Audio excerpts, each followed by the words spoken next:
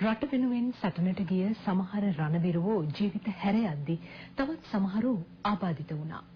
ඒ අයට සමාජයේ රැකවරණය ලැබෙන්න ඕන උනත් ආබාධිත සෙබළෙකුට Tamanගේ ආබාධිත දරුවා රැකගන්න සිද්ධ වුණු කතාවක් අපිට අහන්න ලැබුණා.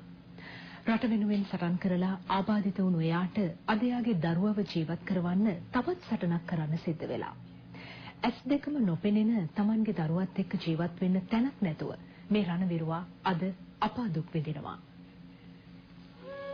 මහනුවර පදිංචි නිශාන්ත සිල්වා ශ්‍රී ලංකා යුද හමුදාවේ හිටපු ලාන්ස් කෝප්‍රල්වරයෙක්.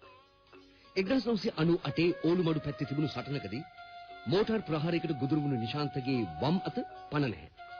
ඒ වගේම ඒ ප්‍රහාරයෙන් එයාගේ හිසට වගේම ශරීරයේ තවත් තැන්වලට බරපතල තුවාල සිද්ධ වෙලා. අවුරුදු 2ක් රෝහල් ගත වෙලා හිටපු නිශාන්තගෙන් ඒ වෙනකොට එයාගේ ගෙදර අයත් හුඟක් ඈත් වෙලා. එයා අරන් හදාගත්ත ළමෙක් කියලා නිශාන්ත දැනගෙන තියෙන්නේ එතකොට. කාත් කවුරුවත් නැති පූර්ණ ආබාධිත නිශාන්තගේ පිහිටට ඇවිත් තියෙන්නේ ප්‍රියංගිකා. 2006 අවුරුද්දේ විවාහ වුණු ඒ දෙන්නගේ මුල්ම දරුවා තමයි මේ. පුංචි තීක්ෂණ උපන් දවසේ ඉඳන්ම ඇස් දෙකම පේන්නේ නැහැ.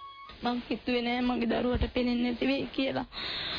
මාස 4ක්ම මේකේ තියලා තිබ්බා. සෑහෙන්න දුක් විඳා.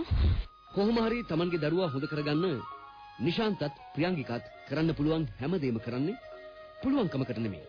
පේනුනේ නැතත් මට මගේ දරුවව යහමකට ගේන්න ඕනේ. ළමයා ඉස්කෝලේ යනකොට කියනවා ළමයාට ගන්නල වැඩක් නැති වෙයි. මගේ දරුවව ගොඩාක් මිනිස්සුත් කොන් කරනවා. පේන්නේ කියලා. මම ඒවත් ආගෙන ඉතින් මගේ දරුවව ඉස්කෝලේ යවනවා පුළුවන් විදියට. ඇස් නොපෙනෙන පුංචි තීක්ෂණ එක්ක එයාලා ජීවත් වෙන මේ ගෙදර ඉන්නෙත් කුලියට. දරුවගේ වියදම් නිසා එයාලට දැන් කුලී ගෙවා ගන්නවත් විදිහක් නැහැ.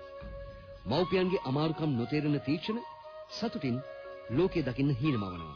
එන්න දුරාතර හිමින් ආතර ගියා. දැක්කා අඳම. එතකොට එයාපත බීච් එක පේනවා. ඒ ටික විතරයි දැක්ක. එළිය බලන්ට මාසයි.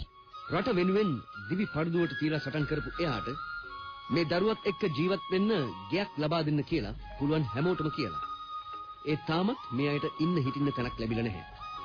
රට වෙනුවෙන් පෙරට ආපු නිශාන්තගේ අසරණකම ගැන තවත් අමුතුවෙන් කියන්න දෙයක් නැහැ.